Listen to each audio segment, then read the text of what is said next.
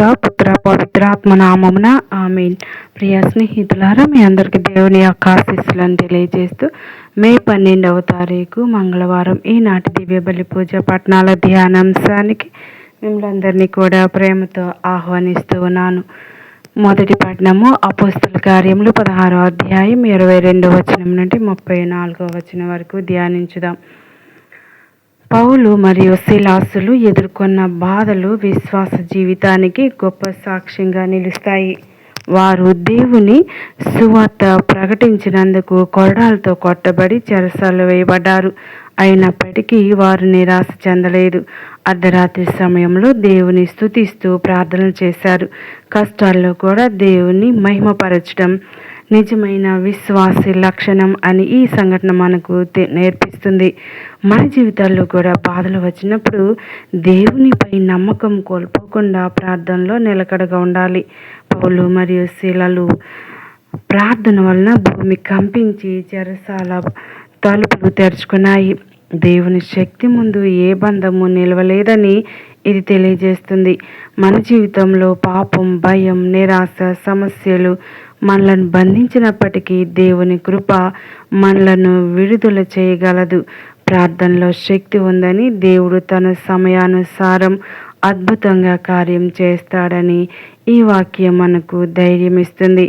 చెరసాల అధికారి మొదట భయంతో వణికిపోయాడు. కానీ పౌలు అతనికి నీకు హాని చేసుకోకు అని చెప్పి ప్రేమను చూపించాడు. ఆ ప్రేమ అతని హృదయాన్ని మార్చింది. అతడు రక్షణ పొందుటకు నేను ఏమి చేయాలి అని అడిగాడు. అప్పుడు పౌలు, ప్రభువైన యేసునందు విశ్వాసం ఉంచుము, అప్పుడు నీవు మరియు నీ ఇంటి వారు రక్షణ పొందుదురు అని ప్రకటించాడు. యేసుక్రీస్తుపై విశ్వాసమే రక్షణకు మార్గమని ఈ భాగం స్పష్టంగా తెలియజేస్తుంది. ఈ చెరసాల అధికారి మరియు అతని కుటుంబం దేవుని వాక్యాన్ని విని బాప్తిస్మం పొందారు. ఒక కుటుంబం దేవుని వైపు తిరిగినప్పుడు ఆ ఇంట్లో ఆనందం మరియు శాంతి నిండిపోతాయి. దేవుని వాక్యం ఒక మనిషిని మాత్రమే కాదు, కుటుంబాలను కూడా మార్చగల శక్తి కలిగి ఉందని ఈ సంఘటన తెలియజేస్తుంది. మన కుటుంబాల్లో కూడా ప్రార్థన, విశ్వాసం, ప్రేమ ఉండినప్పుడు దేవుని ఆశీర్వాదం వెల్లువిరుస్తుంది. ఈ వాక్య భాగం మనకు 3 గొప్ప పాఠాలు నేర్పిస్తుంది. కష్టాల్లో ప్రార్థన చేయాలి, దేవునిపై విశ్వాసం కోల్పోకూడదు, ప్రేమతో ఇతరులను క్రీస్తు వైపు నడిపించాలి. పౌలు మరియు శీలలు తమ బాధల మధ్యలో కూడా దేవుని సాక్షులుగా నిలిచారు.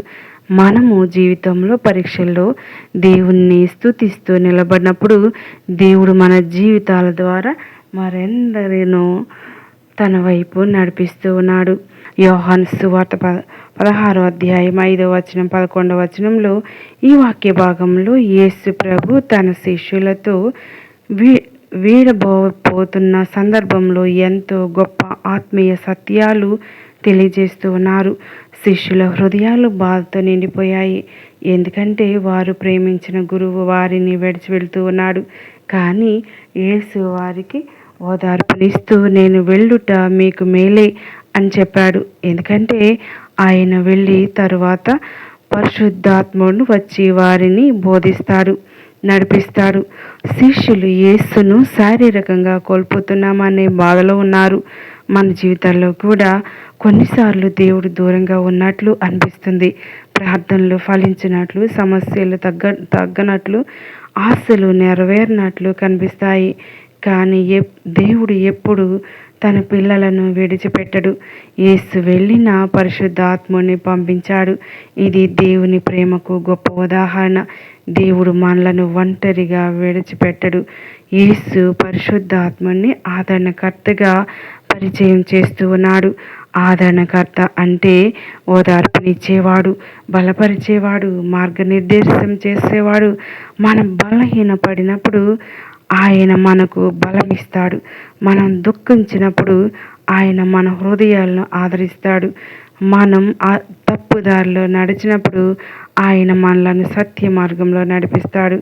పరిశుద్ధాత్మ లేకుండా క్రైస్తవ జీవితం అసంపూర్ణం. ఈ లోకంలో మనం ఎన్నో ఆకర్షణలను చూస్తాం. పాపం మనల్ని సులభంగా బంధిస్తుంది. కానీ పరిశుద్ధాత్ముడు మనస్సాక్షిని మేల్కొల్పి పాపాన్ని గుర్తు చేస్తాడు. యేసు చెప్పారు, పరిశుద్ధాత్ముడు వచ్చి ఈ లోకాన్ని పాపమును గూర్చి గద్దించును. మనిషి తన పాపాన్ని తెలుసుకున్నప్పుడే నిజమైన మార్పు ప్రారంభమవుతుంది.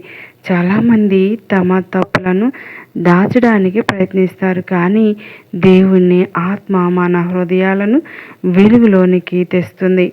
యేసు ప్రత్యేకంగా చెప్పారు, వారు నన్ను విశ్వసించినందున పాపమును గూర్చి గద్దించును. యేసును తిరస్కరించడం అతిపెద్ద పాపం. ఎందుకంటే రక్షణకు మార్గం యేసు మాత్రమే. ఈరోజు కూడా చాలామంది యేసును తెలుసుకున్న ఆయనను జీవితంలో అంగీకరించరు. కానీ పరిశుద్ధాత్ముడు మన హృదయాల్లో విశ్వాసాన్ని కల్పిస్తాడు. ఆయన మనలను క్రీస్తు వైపు నడిపిస్తాడు. పరిశుద్ధాత్మ దేవుడు నీతిని గూర్చి కూడా గద్దించును అని యేసు చెప్పారు. యేసు తండ్రి దగ్గరకు వెళ్ళినప్పుడు ఆయన పరిశుద్ధుడు, నీతిమంతుడు అని నిరూపించింది. ఈ లోకం నీతిని చాలాసార్లు తప్పుగా అర్థం చేసుకుంటుంది. బయటకు మంచిగా కనిపించడం నిజమైన నీతి కాదు. దేవుని దృష్టిలో పవిత్రమైన జీవితం గడపటం నిజమైన నీతి. పరిశుద్ధాత్మ దేవుడు మన జీవితాలను పవిత్రం వైపు నడిపిస్తాడు. మన కాలంలో చాలామంది భౌతిక విజయాన్ని మాత్రమే కోరుకుంటున్నారు. డబ్బు, పేరు, అధికారమే ముఖ్యమని భావిస్తూ ఉన్నారు. కానీ పరిశుద్ధాత్మ దేవుడు మనకు దేవుని రాజ్యాన్ని మొదట వెదకమని నేర్పిస్తాడు. ఆయన మన దృష్టిని లోక విషయాల నుండి పరలోక విషయాలపై నిలుపుతాడు. మనం దేవుని చిత్తాన్ని అనుసరించేలా మారుస్తాడు. యేసు మరొక గొప్ప సత్యాన్ని చెప్పారు, పరిశుద్ధాత్మ దేవుడు తీర్పును గూర్చి గద్దించును. ఎందుకంటే ఈ లోకాధిపతి ఇప్పటికే తీర్పు పొందాడు. సాతాను ఎంత బలవంతుడిలా కనిపించినా యేసు శిలువ మరణం మరియు పునరుత్థానం ద్వారా అతడు ఓడిపోయాడు. కాబట్టి విశ్వాసి భయపడాల్సిన అవసరం లేదు.